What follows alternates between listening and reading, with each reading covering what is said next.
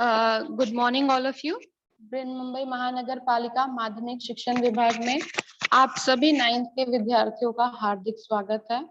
आज हम लोग विषय विज्ञान और प्रौद्योगिकी भाग 1 में जो हमारा पाठ चल रहा है, चौथा पाठ द्रव्य का मापन। आप लोगों ने इसके पहले द्रव्य के मापन के लेक्चर्स अटेंड किए हैं।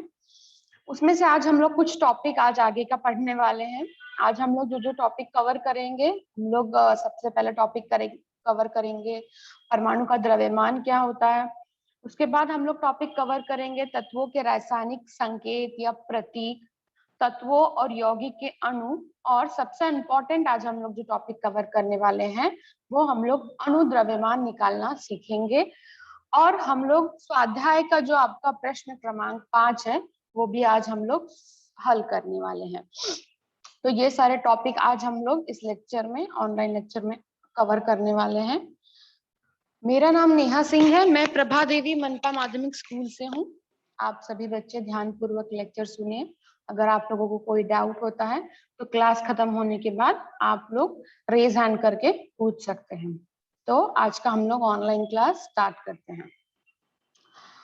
तो बच्चों, आज का हम लोग ऑनलाइन क्लास स्टार्ट करने से पहले मैं आपका एक क्विक रिवीजन टाइप, जैसे कि आप लोगों ने 8th में भी पढ़ा है और इसके पहले भी जब आप लोगों ने इस चैप्टर का लेक्चर अटेंड किया होगा तो आप लोगों ने देखा होगा परमाणु के बारे में क्या होता है। फिर भी मैं आपको एक क्विक रिवीजन दे देती हूँ कि परमाणु मतलब किसी भी पदार्थ के अति सूक्ष्म कण को हम लोग परमाणु कहते हैं। आप लोगों को पता है परमाणु में 3 कण होते हैं। ये आप लोगों 8th में भी पढ़े हैं और आपने लास्ट लेक्चर में भी देखा होगा कि परमाणु में 3 कण होते हैं। इस प्रकार से बाह्यतम कक्षा में इलेक्ट्रॉन घूमता है और परमाणु का जो नाभिक होता है उसमें प्रोटॉन और न्यूट्रॉन ये दोनों होते हैं। ये 3 कणों से ही परमाणु, हर परमाणु में ये 3 कण होते हैं। ये आप लोगों को परमाणु के बारे में इतनी जानकारी है। तो आज हम लोग परमाणु के द्रव्यमान के बारे में सीखेंगे कि परमाणु का द्रव्यमान क्या होता है। तो जैसा अभी मैंने आप लोगों को बताया कि परमाणु का जो नाभिक होता है उसमें प्रोटॉन और न्यूट्रॉन स्थित होता है। उसमें ये प्रोटॉन और न्यूट्रॉन दोनों स्थित है और परमाणु का जो नाभिक होता है उसी पर मोस्टली जो परमाणु का जो द्रव्यमान होता है वो निर्भर करता है। उसी पर मोस्टली देखा जाए तो परमाणु के जो नाभिक होता है उसी में परमाणु का द्रव्यमान समाविष्ट करता है।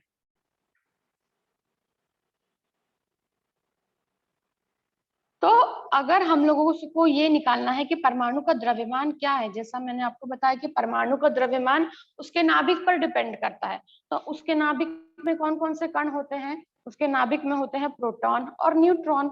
तो जब परमाणु का द्रव्यमान उसके नाभिक पर डिपेंड करता है और परमाणु के नाभिक में होते हैं प्रोटॉन और न्यूट्रॉन, तो परमाणु का द्रव्यमान भी कैसे निकलेगा?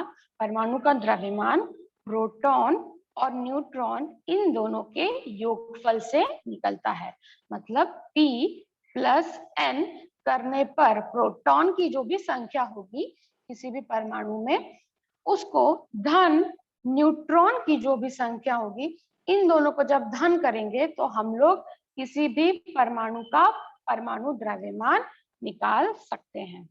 तो आप लोगों को ये समझ में आ गया होगा कि परमाणु द्रव्यमान मतलब क्या निकालना होता है। परमाणु द्रव्यमान मतलब हम लोगों को उस परमाणु के नाभिक में स्थित प्रोटॉन की संख्या धन न्यूट्रॉन की संख्या करना होता है। इससे हम लोगों को किसी भी परमाणु का द्रव्यमान ज्ञात हो सकता है।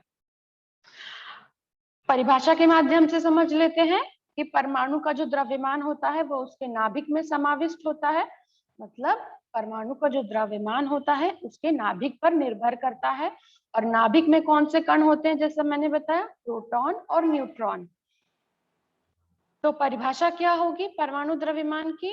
कि परमाणु के नाभिक में उपस्थित प्रोटॉन और न्यूट्रॉन की कुल संख्या को, कुल संख्या मतलब दोनों को जोड़ना है, तो हम लोग परमाणु द्रव्यमानक या परमाणु द्रव्यमान कहते हैं और इसको इंग्लिश में हम लोग एटॉमिक मास नंबर कहते हैं।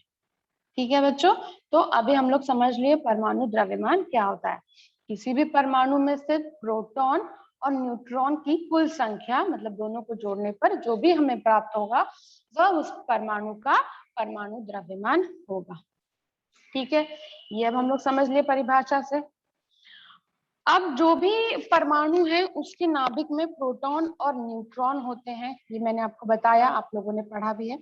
इन दोनों को, प्रोटॉन और न्यूट्रॉन को, ये जो दोनों कण हैं, इनको एकत्रित रूप में न्यूक्लियॉन भी कहा जाता है। ठीक है, जैसे हम लोग बोलते हैं कि परमाणु के नाभिक में प्रोटॉन और न्यूट्रॉन है, या तो इनको इस भाषा में भी कहा जा सकता है कि परमाणु के नाभिक में न्यूक्लियॉन है। न्यूक्लियॉन मतलब एक तरीके से उनका एकत्रित रूप को हम लोग न्यूक्लियॉन कहते हैं। तो प्रोटॉन और न्यूट्रॉन को एकत्रित रूप से नाभिक के मूल कण न्यूक्लियॉन कहते हैं। ठीक है, अब जैसे परमाणु जो है वो अति सूक्ष्म कण है, तो उसका द्रव्यमान कैसे निश्चित करेंगे? ठीक है, अभी परमाणु इतने छोटे होते हैं कि उनका द्रव्यमान, अभी ये तो हम लोग समझ ले कि द्रव्यमान क्या होता है, लेकिन द्रव्यमान मालूम कैसे करेंगे? कोई परमाणु है हमारे पास, उसका द्रव्यमान अगर हमको निकालना होगा तो कैसे निकालेंगे? अब तो बहुत सारी टेक्निक्स आ गई है, बहुत सारे उपकरण आ गए, अब निकालना इजी हो गया। लेकिन 19वीं शताब्दी में वैज्ञानिकों को परमाणु का द्रव्यमान अचूक मापन करना संभव न होने के कारण परमाणु के सापेक्ष द्रव्यमान के मापन के लिए के संदर्भ में परमाणु की आवश्यकता हुई। मतलब ये था कि उस वक्त कोई बहुत ज्यादा एक तरीके से बहुत उपकरण नहीं थे, या कोई बहुत मतलब जो आजकल जैसी फैसिलिटी है वैसी फैसिलिटी नहीं थी। तो उस समय के वैज्ञानिकों को परमाणु का द्रव्यमान अचूक मापन करने में बहुत प्रॉब्लम हो रही थी। तो उन लोगों ने क्या किया, उनको एक ऐसे परमाणु की जरूरत थी जिसके सापेक्ष वो लोग अन्य परमाणुओं का द्रव्यमान निकाल सके। सापेक्ष इन द सेंस उसकी तुलना करके अन्य परमाणुओं का द्रव्यमान निकाल सके। तो हाइड्रोजन जो है वो सबसे हल्का है, तो हल्का होने के कारण प्रारंभ के काल में हाइड्रोजन का संदर्भ परमाणु के रूप में चयन किया गया। हाइड्रोजन जो है वो सबसे हल्का वाला परमाणु है, तो इसीलिए वैज्ञानिकों ने क्या किया, हाइड्रोजन का संदर्भ परमाणु के लिए हाइड्रोजन का चयन किया गया। और हाइड्रोजन के नाभिक में केवल एक प्रोटॉन है। ऐसे हाइड्रोजन का परमाणु का सापेक्ष द्रव्यमान एक स्वीकार किया गया। ठीक है, ऐसा माना गया कि हाइड्रोजन के नाभिक में केवल एक प्रोटॉन है, तो उसका सापेक्ष द्रव्यमान उस वक्त वैज्ञानिकों ने मान लिया कि इसका जो द्रव्यमान है वो एक माना। इस कारण सापेक्ष द्रव्यमान का मान द्रव्यमानक एक ही जितना बराबर हो। ठीक है, उस वक्त क्या हो गया, वैज्ञानिकों ने क्योंकि इतनी फैसिलिटी नहीं थी, तो उन्होंने ये माना कि हाइड्रोजन सबसे हल्का है और उसमें एक ही प्रोटॉन है, तो हाइड्रोजन को उन्होंने एक तो संदर्भ के लिए यूज किया, प्लस उन्होंने क्या किया, उसका जो द्रव्यमान था उसको एक स्वीकार किया कि उसका द्रव्यमान एक माना था। अब अगर नाइट्रोजन का उस वक्त परमाणु द्रव्यमान निकालना था तो कैसे उन्होंने किया? नाइट्रोजन का जो एक परमाणु है उसका द्रव्यमान हाइड्रोजन के परमाणु के 14 गुना होता है। ठीक है, नाइट्रोजन का एक परमाणु का जो द्रव्यमान उन लोगों ने देखा कि हाइड्रोजन के परमाणु के 14 गुना है, इसीलिए नाइट्रोजन का सापेक्ष द्रव्यमान 14 ज्ञात किया उन लोगों ने। इसी अनुसार विविध तत्वों के सापेक्ष परमाणु द्रव्यमान निश्चित किए गए। इसी पद्धति से बहुत सारे तत्वों के सापेक्ष द्रव्यमान निकाले गए। इस मापन श्रेणी में अनेक तत्वों के सापेक्ष परमाणु द्रव्यमान अपूर्णांक आए। जब ये पद्धति यूज की तो बहुत सारे ऐसे परमाणु थे जिनके जो द्रव्यमान थे वो अपूर्णांक आ रहे थे, दशमलव में आ रहे थे, तो थोड़ी प्रॉब्लम होने लगी थी। तो इस कारण समयानुसार कुछ अन्य परमाणुओं का संदर्भ परमाणु के रूप में चयन किया गया। इसके बाद जब थोड़ा प्रॉब्लम आने लगा हाइड्रोजन को सापेक्ष यूज करके, तो फिर वैज्ञानिकों ने क्या किया, वैज्ञानिकों ने सोचा कि कुछ अन्य परमाणुओं को भी सापेक्ष के लिए यूज किया जाए या तुलना के लिए यूज किया जाए। अंत में 1961 में कार्बन परमाणु का संदर्भ परमाणु के रूप में चयन किया गया। 1961 में वैज्ञानिकों ने क्या किया, कार्बन परमाणु का जो कार्बन को संदर्भ परमाणु के लिए या सापेक्ष या तुलना करने के लिए एक तरीके से समझिए, उन लोगों ने कार्बन के परमाणु को चयन किया। इस पद्धति में कार्बन के एक परमाणु के सापेक्ष द्रव्यमान को 12 स्वीकार किया गया। हाइड्रोजन जो था उसके सापेक्ष द्रव्यमान को कितना स्वीकार किया गया था, 1 स्वीकार किया गया था, 1 माना गया था। और इस पद्धति में कार्बन के सापेक्ष द्रव्यमान को 12 स्वीकार किया गया। अब कार्बन परमाणु की तुलना में हाइड्रोजन के एक परमाणु का सापेक्ष द्रव्यमान कितना होगा, तो क्या किया 12 × 1/12, तो 12 कट गया अर्थात 1 होगा। तो परमाणु के सापेक्ष द्रव्यमान के आधार पर एक प्रोटॉन और एक न्यूट्रॉन का द्रव्यमान लगभग एक ही होता है। ठीक है, सापेक्ष द्रव्यमान के आधार पर अगर किसी परमाणु में एक प्रोटॉन तथा एक न्यूट्रॉन है तो उनका द्रव्यमान लगभग एक ही होता है। इस प्रकार की कुछ कुछ पद्धतियां थी उस वक्त, इतनी क्या बोल सकते हैं नहीं किया था, तो परमाणु द्रव्यमान निकालने में वैज्ञानिकों को परेशानी हो रही थी। तो इस प्रकार से वो लोग सापेक्ष या तुलना करके दूसरे परमाणुओं का द्रव्यमान निकालते थे। उसके बाद वर्तमान काल में मतलब इस वक्त परमाणु के द्रव्यमान का प्रत्यक्ष रूप से मापन करने के लिए अधिक अचूक पद्धतियां विकसित हुई। इस कारण परमाणु द्रव्यमान के लिए सापेक्ष द्रव्यमान के स्थान पर एकत्रित द्रव्यमान इस इकाई को स्वीकार किया गया। ठीक है, बाद में क्या हो गया कि जो सापेक्ष वाला द्रव्यमान थी उसमें कुछ न कुछ एकदम करेक्ट आंसर नहीं मिल रहा था वैज्ञानिकों को, उसमें कुछ न कुछ त्रुटियां निकल रही थी। इसीलिए बाद में सापेक्ष द्रव्यमान का उपयोग न करके, इस पद्धति का उपयोग न करके एकत्रित द्रव्यमान इस पद्धति का उपयोग किया जाने लगा। इस इकाई को डाल्टन कहा जाता है। डाल्टन जो है, डाल्टन वो साइंटिस्ट का नाम है। इसके प्रतीक के लिए मतलब इसके साइन के लिए स्मॉल यू का उपयोग किया जाता है। 1U is equals to 1.66053904 into 10⁻⁻27 kg। तो क्या हुआ कि जैसे सापेक्ष द्रव्यमान जब निकाला जा रहा था उसमें कुछ ना कुछ त्रुटियां आ रही थी, तो इसलिए सापेक्ष द्रव्यमान न निकालकर एकत्रित द्रव्यमान को स्वीकार किया गया। और एकत्रित द्रव्यमान जब निकाला जाने लगा तो उसकी जो इकाई होती है, जैसे हर चीज की इकाई हम लोगों को मालूम है, कुछ चीजों को हम लोग लीटर में नापते हैं, कुछ को ग्राम में नापते हैं, किसी को केजी में नापते हैं, तो वैसे ही परमाणु द्रव्यमान के लिए जो इकाई यूज की गई वो डाल्टन थी। ये डाल्टन साइंटिस्ट का नाम है और इसको दर्शाने के लिए स्मॉल यू का उपयोग किया जाता है। और डाल्टन का मान कितना है, एक डाल्टन बराबर है 1.66053904 into 10⁻⁻27 kg। ये इतने केजी के बराबर है। ठीक है, ये हम लोगों ने देख लिया कि परमाणु का द्रव्यमान क्या होता है, प्लस हम लोगों ने कुछ पुरानी पद्धतियां भी देखी जिससे परमाणु का द्रव्यमान निकाला जाता था। उसके बाद हम लोगों ने कुछ नई पद्धतियां भी देखी जिस प्रकार से परमाणु का द्रव्यमान निकाला जाता था। नेक्स्ट टॉपिक हमारा है तत्वों के रासायनिक प्रतीक या संकेत। अब जैसे कि अभी तक जो ज्ञात है वो 118 तत्व हैं, तो 118 तत्वों को क्या है कि अभी जब हम लोग कोई रासायनिक अभिक्रिया लिख रहे हैं तो उस वक्त पूरे तत्वों का पूरा नाम लिखना उतना पॉसिबल नहीं होता था। तो इसीलिए वैज्ञानिकों ने ये सोचा क्यों ना जो तत्व है उनको कोई प्रतीक या साइन या चिन्ह दिया जाए। जैसे कि किसी चीज के लिए चिन्ह, जैसे कार्बन के लिए कोई चिन्ह बनाया जाए और उसका यूज किया जाए। कार्बन इतना बड़ा लिखने से अच्छा है उसके लिए कोई हम लोग चिन्ह या संकेत यूज करें। तो इसीलिए वैज्ञानिकों ने ये सोचा कि ये इजी होगा, इसलिए वैज्ञानिकों ने तत्वों के लिए रासायनिक प्रतीक या चिन्ह बनाए। डाल्टन ने तत्वों को प्रतीक देने के लिए विशेष चिन्हों का उपयोग किया था। जैसे हाइड्रोजन के लिए दिख रहा है आप लोगों को, हाइड्रोजन के लिए उन्होंने इस प्रकार से डॉट गोला और उसमें डॉट यूज किया था। तांबे के लिए उन्होंने गोल करके उसमें सी यूज किया था। ये ऐसे अलग अलग चिन्ह डाल्टन ने बनाए थे अलग अलग तत्वों के लिए। लेकिन ये जो चिन्ह है इनको याद कर पाना या रासायनिक अभिक्रिया में इन चिन्हों का उस प्रकार से उतना सफलतापूर्वक उपयोग नहीं हो पा रहा था। इसके लिए फिर ये भी जो पद्धति थी वो उतनी कारगर नहीं हो पाई। तो उसके बाद एक नया सिस्टम आया जिससे तत्वों को रासायनिक संकेत या चिन्ह मिले।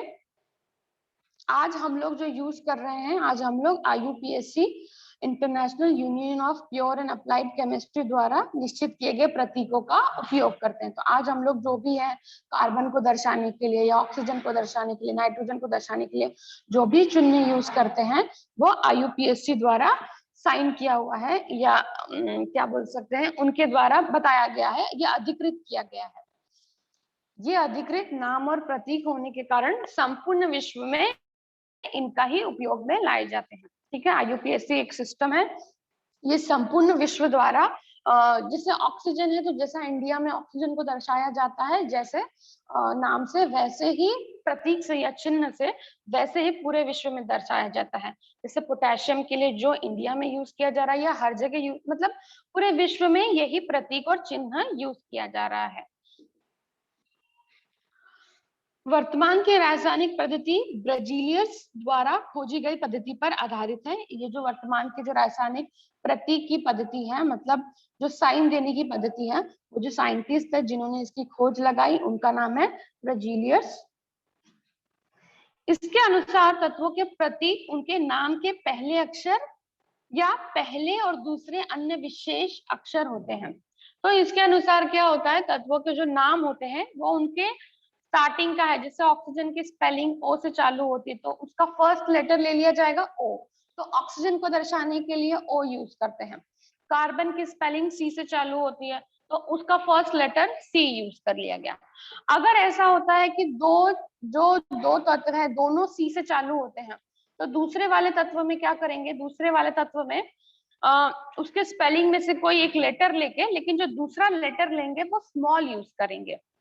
जैसे हीलियम को भी दर्शाने के लिए, हाइड्रोजन भी है H द्वारा दर्शाया जाता है, हीलियम है, हीलियम भी H से आता है, तो हीलियम को दर्शाने के लिए H और स्मॉल e का उपयोग किया जाता है। तो कुछ तत्वों को सिंगल पहले अल्फाबेट से ही दर्शाया जाता है, कुछ तत्वों को पहले अल्फाबेट और कोई स्पेलिंग लिया जाता है। लेकिन जब दो अल्फाबेट यूज करते हैं तो पहला अल्फाबेट कैपिटल रखते हैं और दूसरा अल्फाबेट स्मॉल रखते हैं। दो अक्षरों में से पहले अक्षर को बड़ी लिपि मतलब कैपिटल में रखा जाता है और दूसरे अक्षर को छोटी लिपि में रखते हैं। ठीक है, तो इस प्रकार से जो IUPAC सिस्टम है इसमें जो आप लोगों को मोस्टली आप लोग को 10th में इसके बारे में और अधिक जानकारी प्राप्त करने का मौका मिलेगा। इसमें जो है तत्वों को एक प्रतीक या चिन्ह दिए गए हैं, उसी प्रकार से पूरे विश्व में यूज किया जाता है। उनके जो स्पेलिंग्स है उनका जो पहला लेटर होता है वो यूज किया जाता है। अगर किसी के स्पेलिंग का पहला लेटर दोनों का सेम है तो दूसरे वाले में क्या किया जाता है, कोई नेक्स्ट लेटर यूज किया जाता है लेकिन नेक्स्ट लेटर स्मॉल लिखा जाता है। अगर किसी भी तत्व के लिए दो लेटर यूज कर रहे हैं तो पहला लेटर कैपिटल रहता है, दूसरा लेटर स्मॉल रहता है। तत्वों और यौगिक के अणु, देखिए कुछ तत्व ऐसे होते हैं जो स्वतंत्र रूप से अस्तित्व में होते हैं। ठीक है, वो स्वतंत्र रूप से होते हैं। उदाहरण के लिए हीलियम, नियॉन जैसी जो गैसें हैं ये एक परमाणु की अवस्था में हम लोगों को स्वतंत्र रूप से मिल सकती है वातावरण में। लेकिन कुछ तत्व ऐसे होते हैं जो एक परमाणु की अवस्था में हम लोगों को स्वतंत्र रूप से नहीं मिल सकते हैं। उनमें से है ऑक्सीजन है, नाइट्रोजन है। ये हम लोगों को कभी ऐसे स्वतंत्र रूप में नहीं मिलेंगे। ऑक्सीजन हम लोगों को हमेशा O2 के रूप में ही मिलेगा, नाइट्रोजन हमको कभी इस रूप में नहीं मिलेगा, नाइट्रोजन हमेशा हमको N2 के रूप में ही मिलेगा। क्योंकि ये जो तत्व होते हैं ये द्विपरमाणु होते हैं, इनके द्विपरमाणु अणु अवस्था में होते हैं, इसीलिए हम लोगों को स्वतंत्र रूप से नहीं मिलते हैं। ये हम लोगों को दो परमाणु इनके हमेशा एक साथ होते हैं। जब भिन्न भिन्न तत्वों के परमाणु एक दूसरे से संयोग करते हैं तब यौगिक के अणु निर्मित होते हैं। जब भिन्न भिन्न अलग अलग तत्वों के जो परमाणु होते हैं वो एक दूसरे से संयोग करते हैं तब अणु निर्मित होते हैं, अर्थात तत्वों के रासायनिक आकर्षण के कारण यौगिक निर्मित होते हैं। ठीक है, अभी तक हम लोगों ने जो कुछ टॉपिक्स थे, हमारे छोटे छोटे टॉपिक्स थे, वो कवर कर लिए। पहले हम लोगों ने परमाणु द्रव्यमान देख लिया कि परमाणु द्रव्यमान मतलब क्या निकालना होता है। फिर हम लोगों ने देखा कि कौन कौन सी पहले की पद्धतियां थी, फिर नए कौन सी पद्धति आई। उसके बाद हम लोगों ने देखा कि जो तत्व है उनको रासायनिक प्रतीक या संकेत कैसे दिए गए। पहले डाल्टन ने उनको कुछ चिन्ह दिए थे, बाद में ब्रजीलियस ने कोई नई पद्धति बताई जो अभी पूरे विश्व द्वारा मान्य है। फिर हम लोगों ने ये भी देखा कि कुछ जो परमाणु होते हैं वो स्वतंत्र अवस्था में मिलते हैं और कुछ जो परमाणु होते हैं वो द्विपरमाणिक अवस्था में मिलते हैं। अब हमारा जो आज का सबसे इम्पोर्टेंट और मेन टॉपिक है अणुद्रव्यमान। अणुद्रव्यमान कैसे निकाला जाता है, ये हम लोग आज का जो हमारा मेन टॉपिक है वो अब हम लोग सीखने जा रहे हैं। तो पहले अणुद्रव्यमान होता क्या है हम लोग वो समझ लेते हैं। तो किसी पदार्थ का अणुद्रव्यमान अर्थात उसके एक अणु में उपस्थित सभी परमाणुओं के द्रव्यमानों का योगफल होता है। ठीक है, किसी भी पदार्थ के या किसी भी अणु का अणुद्रव्यमान कैसे निकलता है, उस अणु में उपस्थित जितने परमाणु हैं उनका द्रव्यमानों के योगफल को हम लोग अणुद्रव्यमान कहते हैं। परमाणु द्रव्यमान के भांति ही अणु द्रव्यमान की भी इकाई डाल्टन होती है, जिसको स्मॉल यू से दर्शाते हैं। उसको भी इसी इकाई में व्यक्त किया जाता है। बहुत सिंपल है अणु द्रव्यमान निकालना। अणु द्रव्यमान कैसे निकलेगा, किसी भी अणु में उपस्थित जितने परमाणु हैं उनके द्रव्यमान निकालना है और उनका योगफल कर देना है, तो अणु द्रव्यमान निकल जाएगा। जब आप लोग एग्जाम्पल देखेंगे तब आप लोगों को ज्यादा आसानी से समझ में आएगा, बहुत ईजी है। तो सबसे पहले हम लोग तुम आप लोगों के बुक के एग्जाम्पल जो है वो देखते हैं। H2O का अणुद्रव्यमान कैसे ज्ञात किया जा सकता है। अब H2O में आप लोगों को दिख रहा है एक हाइड्रोजन है और एक ऑक्सीजन है, ये दोनों के परमाणु हैं। ठीक है, तो मैंने क्या बताया था, अणुद्रव्यमान कैसे निकलता है। अणुद्रव्यमान उस अणु में उपस्थित परमाणु द्रव्यमानों के योगफल के बराबर होता है। तो वैसे जैसे H2O का अणु द्रव्यमान निकालना है तो इसमें दो परमाणु हैं, हाइड्रोजन और ऑक्सीजन। तो हाइड्रोजन और ऑक्सीजन इन दोनों परमाणुओं का द्रव्यमान निकालेंगे और दोनों को हम लोग क्या कर देंगे, प्लस कर देंगे, तो इससे हम लोगों को इसका अणु द्रव्यमान मिल जाएगा। ठीक है, यहाँ से अब हम लोग स्टार्ट करते हैं, ध्यान से देखिए आप लोग। सबसे पहले हम लोगों को जिसका अणु द्रव्यमान निकालना है वो हम लोग लिख दिए। अणु द्रव्यमान किसका निकालना है, H2O, तो हम लोगों ने H2O लिख दिया। अब H2O में या पानी में कौन कौन से तत्व हैं। पहला तत्व आपको दिख रहा है हाइड्रोजन, तो हम लोग हाइड्रोजन लिख देंगे। दूसरा तत्व आपको दिख रहा है ऑक्सीजन, तो हम लोग ऑक्सीजन लिख लेंगे। अब इसके बाद ध्यान देने वाली बात यह है, अब नेक्स्ट कॉलम जो है हम लोग जब जब भी आप लोग अणु द्रव्यमान ज्ञात करेंगे, पहला तत्व आपको वो अणु लिखना है। नेक्स्ट कॉलम आपको उसमें से जो तत्व हैं वो लिखने, कौन कौन से तत्वों को मिलकर वो अणु बना है। तो ये किस किस को मिलकर मिला बना है, हाइड्रोजन और ऑक्सीजन को, तो वो लिख दिया। नेक्स्ट कॉलम है परमाणु द्रव्यमान। अब इनके जो परमाणु द्रव्यमान है, अब हाइड्रोजन का परमाणु द्रव्यमान, यहाँ पर आपको अणु द्रव्यमान निकालना है। अब अणु द्रव्यमान निकालने के लिए पहले परमाणु द्रव्यमान भी मालूम होना चाहिए।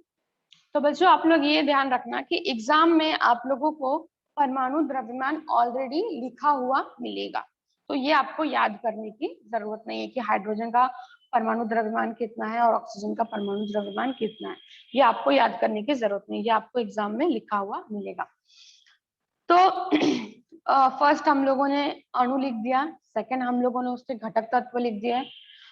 नेक्स्ट हम लोग जो उसका परमाणु द्रव्यमान है वो लिख देंगे। हाइड्रोजन का परमाणु द्रव्यमान 1 है, ऑक्सीजन का परमाणु द्रव्यमान 16 है, वो लिख दिया। नेक्स्ट कॉलम में क्या दिया है, अणु में परमाणुओं की संख्या। अणु में ये जो अणु है इसमें परमाणुओं की संख्या कितनी है। अब ये ध्यान से देखना है, आपको यहाँ पे दिख रहा है H के नीचे यहाँ पर 2 दिया है, तो इसमें इसका मतलब यहाँ पर हाइड्रोजन के कितने परमाणु हैं, इसका मतलब यहाँ पर हाइड्रोजन के 2 परमाणु हैं। तो ये जो कॉलम है अणु में परमाणुओं की संख्या, तो हाइड्रोजन के यहाँ पर कितने परमाणु हैं, 2 है, तो यहाँ पर 2 आ जाएगा। नेक्स्ट हम लोग ऑक्सीजन देखेंगे। ऑक्सीजन के नीचे आप देख रहे हो कुछ भी नहीं, कुछ भी नहीं है, तो मतलब 1 है।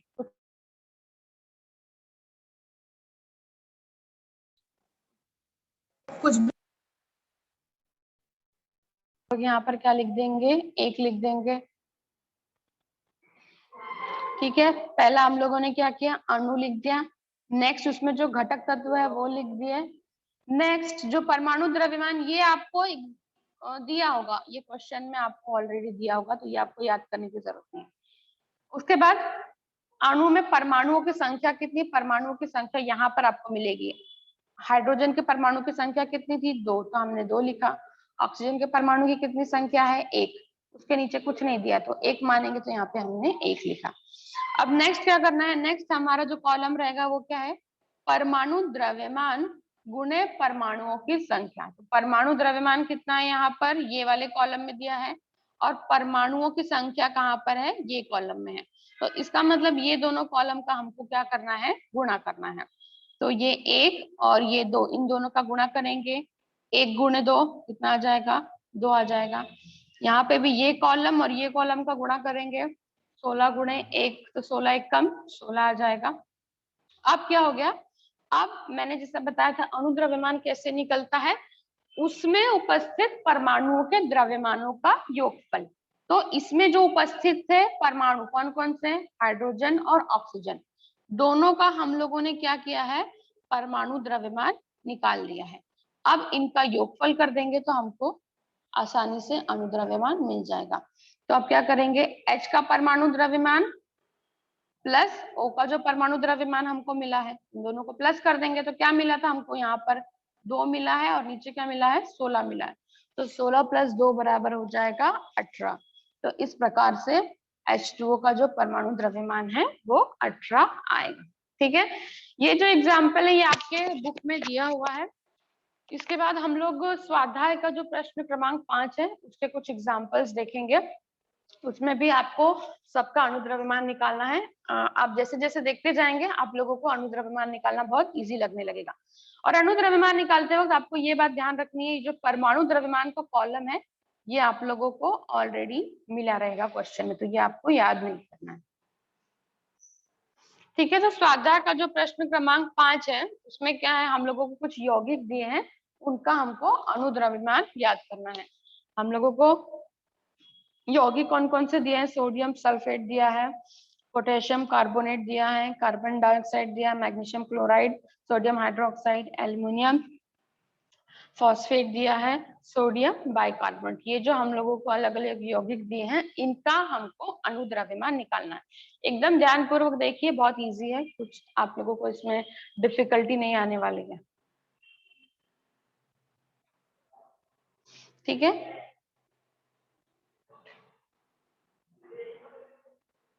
तो चलो चलिए स्टार्ट करते हैं हम लोग। सबसे पहला जो सोडियम सल्फेट है उसका अणु द्रव्यमान निकालते हैं। तो सोडियम सल्फेट आपको दिख रहा है यहाँ पर। तो सबसे पहले हम लोग पहले कॉलम में क्या लिखते हैं, अणु लिखते हैं। तो कौन से अणु का हम लोगों को अणु द्रव्यमान निकालना है, सोडियम सल्फेट। तो ये क्वेश्चन में आपको दिया होगा, ये आपको क्वेश्चन से देख के उतारना है, जिसका भी आपको अणु द्रव्यमान निकालना है। अब सोडियम सल्फेट में देखेंगे तत्व कौन कौन से है, आप लोगों को तत्वों को पहचानना जरूरी है। इसमें ऐसा ना हो कि Na साथ में देख रहा, Na आपको साथ में दिख रहा है तो उसको अलग समझ लीजिए, और SO4 को दोनों को साथ में समझ लीजिए। ये तीनों अलग अलग है, इसमें 3 तत्व है। तो ये ध्यान देना है, आपको तत्वों को पहचान आना चाहिए, उनके जो चिन्ह है, जो कॉमन मोस्टली जो कॉमन तत्व है उनके चिन्ह आप लोगों को मालूम होने चाहिए। तो उससे आप लोगों को अणु द्रव्यमान निकालने में बहुत आसानी होगी। तो इसमें तत्व कौन कौन से हैं, पहले इसमें जो तत्व है सोडियम, तो घटक तत्व लिखते जाएंगे, पहला सोडियम लिख देंगे। सेकेंड इसमें आपको S दिख रहा है, S मतलब S जो है वो सल्फर के लिए यूज किया जाता है, सेकेंड हम लोग सल्फर लिखेंगे। तीसरा जो तत्व है O ऑक्सीजन के लिए यूज किया जाता है, तो ऑक्सीजन लिखेंगे। तो ये जो सोडियम सल्फेट था इसमें 3 तत्व थे, तो तीनों तत्वों को हम लोग लिख देंगे, सोडियम सल्फर और ऑक्सीजन। नेक्स्ट कॉलम है हम लोगों का परमाणु द्रव्यमान का कॉलम, ये आप लोगों को लिखा हुआ मिलेगा क्वेश्चन में। तो सोडियम का परमाणु द्रव्यमान 23 है, सल्फर का 32 है, ऑक्सीजन का 16 है, ये आप लोगों को मिलेगा क्वेश्चन में लिखा हुआ। यहाँ तक इजी हो गया। नेक्स्ट क्या है, नेक्स्ट है अणु में परमाणुओं की संख्या, अणु में परमाणुओं की संख्या। अब यहाँ पे वही मैंने जो आपको बताया था नीचे देखना है। अभी यहाँ पे कैसा दिया है Na2, यहाँ पे 2 दिया है, तो यहाँ पर Na सोडियम के कितने परमाणु हैं? 2 परमाणु हैं, तो सोडियम के यहाँ पर कितना आ जाएगा? 2 आ जाएगा।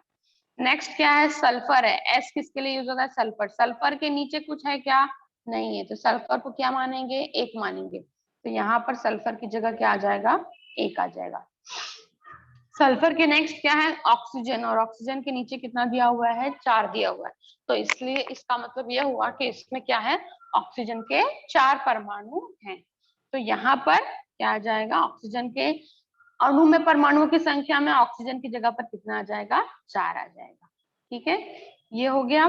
पहले हम लोगों ने तत्व जो जिसका निकालना है वो लिख लिया, उसमें कौन कौन से घटक है वो लिख लिया, उसके परमाणु द्रव्यमान दिया होगा हमको क्वेश्चन में, वो उतार लिया। अब उसके परमाणुओं की संख्या इसमें से देख के मालूम पड़ेगा, जिसके नीचे जितना दिया है, सोडियम के नीचे 2 दिया है, यहाँ पर 2 आएगा। सल्फर के नीचे कुछ नहीं दिया, मतलब 1, तो यहाँ पर 1 आएगा। ऑक्सीजन के नीचे 4 दिया, तो इसका मतलब यहाँ पर 4 परमाणु हैं। नेक्स्ट कॉलम क्या करना है? जो परमाणु द्रव्यमान की संख्या है प्लस ये जो परमाणुओं की संख्या है, इन दोनों का गुणा कर देना है।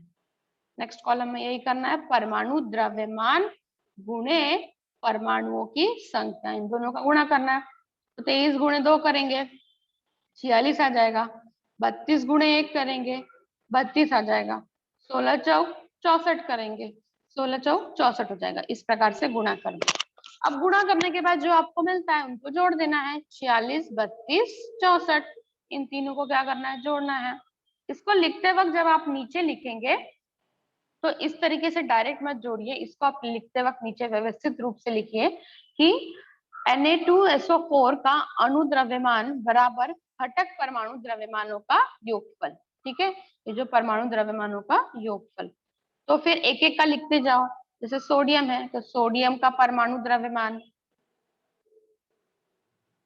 सल्फर है सल्फर का परमाणु द्रव्यमान, ऑक्सीजन है ऑक्सीजन का कुल परमाणु द्रव्यमान।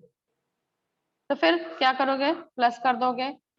ये आपको इतना नीचे इस प्रकार से गुणा करने की जरूरत नहीं है, वो उतना गुणा करने की जरूरत नहीं है, आप सिर्फ उतना भी लिख दोगे कि Na2SO4 का अणु द्रव्यमान, और इस प्रकार से आप लिख के भी जो आपको मिला है ये तीनों को जोड़ देंगे तो आप लोगों का आंसर मिल जाएगा।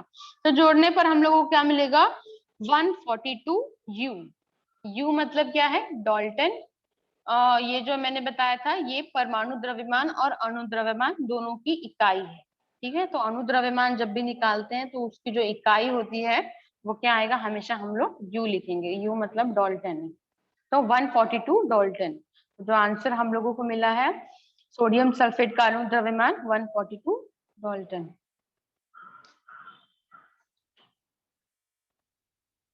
चलिए कुछ और एग्जाम्पल देखते हैं हम लोग। Potassium carbonate. तो सबसे पहले ये इंपॉर्टेंट है कि आप लोगों को मालूम होना चाहिए कि जो भी अणु है या यौगिक है उसमें कौन कौन से तत्व है, तो वो अगर आपको मालूम होगा तो आपको अणु द्रव्यमान निकालना इजी होगा। अब जैसे इसमें पहला हमको मुझे दिख रहा है के है, तो के एक हो गया पोटेशियम। सेकंड मुझे दिख रहा है सी है, तो सी हो गया। थर्ड मुझे दिख रहा है ओ है, तो ये हो गया ओ। मतलब इसमें टोटल कितने तत्व है? 3 तत्व है, पोटेशियम कार्बन और ऑक्सीजन, ये मैंने लिख लिया। नेक्स्ट कॉलम है परमाणु द्रव्यमान का, वो ऑलरेडी मुझे दिया होगा, वो मैंने उतार लिया क्वेश्चन से। उसके बाद क्या है? अणु में परमाणुओं की संख्या, जो अणु दिया है, ये जो अणु है इसमें कितनी कितनी परमाणुओं की संख्या है, तो ये इसके सूत्र से मालूम पड़ेगा। यहाँ पे क्या दिया हुआ है? K2 मतलब पोटेशियम के कितने परमाणु हैं? 2, तो यहाँ पर पोटेशियम के कितने परमाणु आ जाएंगे? 2 आ जाएंगे। नेक्स्ट कार्बन है, तो कार्बन के कितने परमाणु? यहाँ पर कार्बन के नीचे कुछ नहीं दिया, तो कार्बन के 1 परमाणु आ जाएगा। ऑक्सीजन है, ऑक्सीजन के नीचे आपको दिख रहा है 3 लिखा है, तो ऑक्सीजन के कितने परमाणु आ जाएंगे? 3 आ जाएंगे। उसका नेक्स्ट कॉलम क्या करना है? ये कॉलम और ये कॉलम के बीच में गुणा करना है, गुणा करके जो मिलता है उसको जोड़ना होता है। तो 39 इंटू 2 करेंगे 78 आएगा, 12 इंटू 1 करेंगे 12 आ जाएगा, 16 इंटू 3 करेंगे 48 आ जाएगा।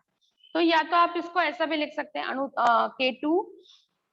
K2CO3 का अणु द्रव्यमान प्लस ये जो तीनों का आपको मिला है, इन तीनों को प्लस कर देंगे, और प्लस करने पर हम लोगों को मिलेगा 138 डाल्टन। ठीक है, तो पोटेशियम कार्बोनेट का जो अणु द्रव्यमान जो निकाला हम लोगों ने वो कितना मिला 138 डाल्टन। सेम प्रकार है, सेम पद्धति है, बस सूत्र को ध्यान देना है कि जो अणु का ये है सूत्र है उसमें उसके परमाणुओं की संख्या कितनी है वही ध्यान देना है। बाकी आपको सब क्वेश्चन में ही मिलेगा, ये क्वेश्चन में मिलेगा। ये आपको पहचानना होगा कि तत्व कौन कौन से हैं। ये आप ना गलती करें कि के है K2CO3 है तो इसको एक तत्व मत पकड़ लीजिए, ये दोनों अलग अलग है। कार्बन अलग है, ऑक्सीजन अलग है और पोटेशियम अलग है, तीनों अलग अलग है। नेक्स्ट देखते हैं हम लोग कार्बन डाइऑक्साइड का अणु द्रव्यमान। तो कार्बन डाइऑक्साइड का अणु लिखा हम लोगों ने। अब दिख रहा है इसमें कार्बन है और दूसरा कौन सा है ऑक्सीजन है, तो घटक तत्व कौन कौन से हो जाएंगे कार्बन और ऑक्सीजन। अब परमाणु द्रव्यमान हमको क्वेश्चन में दिया होगा तो वो हमको याद करने की जरूरत है, लेकिन लिखने की जरूरत है। जब आप सॉल्व करोगे तो परमाणु द्रव्यमान का कॉलम बनाना है, ये नहीं कि क्वेश्चन में दिया तो आपने कॉलम नहीं बनाना है, ऐसा नहीं, कॉलम आपने बनाना है। तो जो आपको क्वेश्चन में दिया होगा कार्बन का परमाणु द्रव्यमान 12 है, ऑक्सीजन का 16 है, वो आपको लिखना है। उसके बाद नेक्स्ट अणु में परमाणुओं की संख्या देखेंगे। तो अणु में परमाणुओं की संख्या सी के नीचे कुछ नहीं है, तो सी में परमाणुओं की संख्या कितनी हो जाएगी 1 हो जाएगी। नेक्स्ट O2, O के नीचे कितना है 2 है, तो मतलब कितने परमाणु होंगे 2, तो यहाँ पर ऑक्सीजन के परमाणुओं की संख्या हो जाएगी 2। यहाँ पर 12 गुणे 1 कर लेंगे, 12 एकम 12, 16 गुणे 2 करेंगे, 16 दूनी 32। उसके बाद सेम प्रोसेस से CO2 का अणु द्रव्यमान बराबर इन दोनों को प्लस करेंगे, 12 प्लस 32, 12 प्लस 32 करने पर ये हो जाएगा 44 डाल्टन। तो हम लोगों को उत्तर क्या मिलेगा, कार्बन डाइऑक्साइड का अणु द्रव्यमान बराबर है 44 डाल्टन। नेक्स्ट एग्जांपल देखते हैं। नेक्स्ट है एल्यूमिनियम फॉस्फेट। तो इसमें भी आपको ये ध्यान, सबसे इंपॉर्टेंट यही है कि जो नॉर्मल कॉमन तत्व है उनके चिन्ह आप लोगों को मालूम होने चाहिए, वरना आप लोग अलग अलग तत्व नहीं पहचान पाएंगे कि तत्व कौन से हैं, तो आप सबको एक ही में गिन लेंगे। तो ये पहचानना आपको बहुत जरूरी है। तो इसमें आपको दिख रहा है इसमें टोटल 3 तत्व है, एक है एल्यूमिनियम, टी से है फॉस्फोरस और ओ से है ऑक्सीजन। तो इसमें 3 घटक तत्व हैं। तो अणु लिख देंगे पहले हम लोग, जो अणु का सूत्र दिया है वो उतार लेंगे। उसके बाद जो घटक तत्व है, घटक तत्व कौन कौन से हैं, एल्यूमिनियम, फॉस्फोरस और ऑक्सीजन, वो लिख लेंगे। एल्यूमिनियम का द्रव्यमान है 27, फॉस्फोरस का 31, ऑक्सीजन का 16। अब इनके क्या करेंगे हम लोग, परमाणुओं की संख्या देखेंगे। तो एल्यूमिनियम के नीचे कुछ नहीं दिया है तो मतलब 1 आएगा, फॉस्फोरस के नीचे भी कुछ नहीं है तो यहाँ पर 1 आएगा, ऑक्सीजन के नीचे 4 है तो ऑक्सीजन के परमाणुओं की संख्या के कॉलम में 4 आएगा। ठीक है सर, वापस से वैसे ही करेंगे। 27 इंटू, तो 27 इंटू 1 27 हो जाएगा, 31 इंटू 1 31 हो जाएगा, 16 इंटू 4 करेंगे 64 आ जाएगा। बाकी ये जो कॉलम है जैसे आपको बताया मैंने, तीनों को प्लस करना है, तो प्लस करने पर हमको मिलेगा 122 डाल्टन। नेक्स्ट देखेंगे हम लोग सोडियम हाइड्रोक्साइड का अणु द्रव्यमान। सोडियम हाइड्रोक्साइड में क्या करेंगे, कौन कौन से घटक तत्व है, सोडियम, ऑक्सीजन और हाइड्रोजन। परमाणु द्रव्यमान लिख देंगे जो जो हम लोगों को क्वेश्चन में दिया होगा और उसके अणु में परमाणुओं की संख्या लिख देंगे। सोडियम का 1 है, ऑक्सीजन का भी 1 है और हाइड्रोजन का भी 1 है। इनका गुणा कर देंगे, 23 इंटू 1 23, 16 इंटू 1 16, 1 इंटू 1 1। ठीक है, ये कॉलम को पूरा जोड़ देंगे तो 23 प्लस 16 प्लस 1, जब ये प्लस करेंगे तो आएगा 40 डाल्टन। तो उत्तर क्या आएगा 40 डाल्टन। सोडियम हाइड्रोक्साइड का परमाणु द्रव्यमान होगा 40 डाल्टन। तो आज का हम लोग का लास्ट एग्जाम्पल देखेंगे। लास्ट है सोडियम बाइकार्बोनेट का परमाणु द्रव्यमान। सोडियम बाइकार्बोनेट का परमाणु द्रव्यमान, ठीक है, सोडियम उसमें कौन कौन से घटक तत्व लिख लेंगे, सोडियम, हाइड्रोजन, कार्बन, ऑक्सीजन। परमाणु द्रव्यमान लिख देंगे और जो परमाणुओं की संख्या है वो लिख लेंगे। बस इतना देखेंगे। ऑक्सीजन में नीचे देखो 3 है तो यहाँ पे परमाणुओं की संख्या 3 आएगी, बाकी में 1 आएगी। इनके बीच में गुणा कर देंगे, 23 इंटू 1 23, 1 इंटू 1 1, 12 इंटू 1 12, 16 इंटू 3 48। ठीक है, अब जो इसके बाद हमको मिला है उसको प्लस कर देंगे, तो सामने बाकी क्वेश्चंस में किया है। तो 23 + 1 + 12 + 48 इज इक्वल्स टू 84 डाल्टन, ये हम लोगों को उत्तर मिलेगा। ठीक है, तो इस प्रकार से हम लोगों ने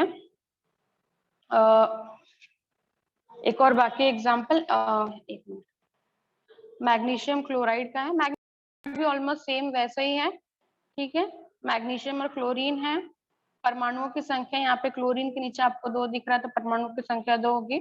24 × 1 करेंगे, 35.5 × 2 करेंगे, 71 आ जाएगा, दोनों को प्लस कर देंगे। सेम प्रोसेस है, कोई चेंज नहीं है, सेम है, बस आपको तत्व पहचानने होने चाहिए कि तत्व कौन कौन से हैं।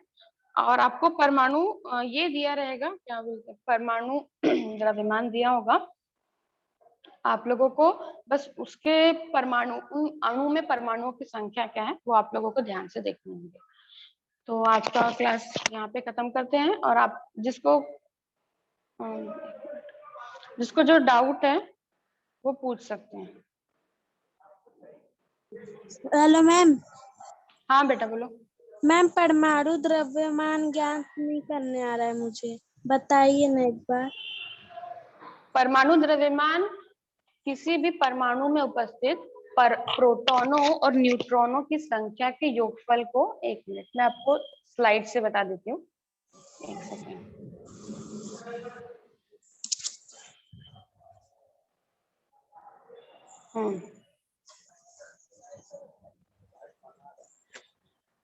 ये हम लोगों ने जो स्टार्टिंग में ही पढ़ा था ना, कि किसी भी परमाणु के नाभिक में स्थित प्रोटॉन और न्यूट्रॉन की कुल संख्या को ही उसका परमाणु द्रव्यमान कहते हैं। तो जो उसका प्रोटॉन की संख्या होगी, न्यूट्रॉन की संख्या होगी, वो परमाणु द्रव्यमान होगा उसका।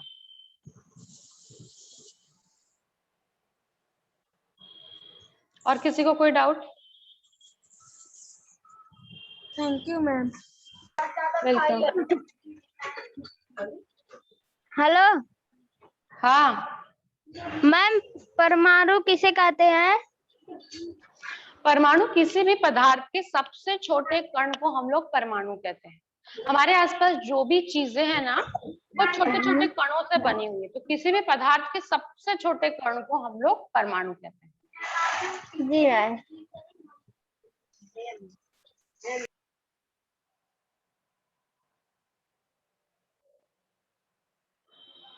और किसी को? Hello teacher. हाँ बेटा बोलो। टीचर, ऑक्सीजन का परमाणु द्रव्यमान क्यों नहीं होता है?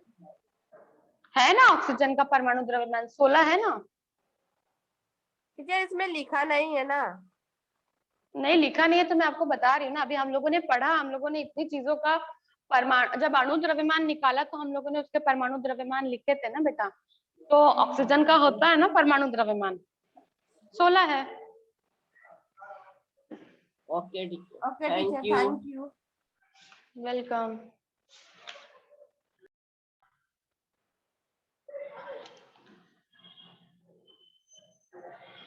तो बच्चों आज हम लोगों ने जो हमारा पाठ है, चौथा पाठ द्रव्य का मापन, इसमें परमाणु का द्रव्यमान, तत्वों के रासायनिक प्रतीक या संकेत, तत्वों और यौगिक के अणु द्रव्यमान आज हम लोगों ने ज्ञात किया, और हम लोगों ने स्वाध्याय का प्रश्न 5 भी देखा। आप लोगों ने लेक्चर ध्यान से सुना, इसलिए बहुत बहुत धन्यवाद।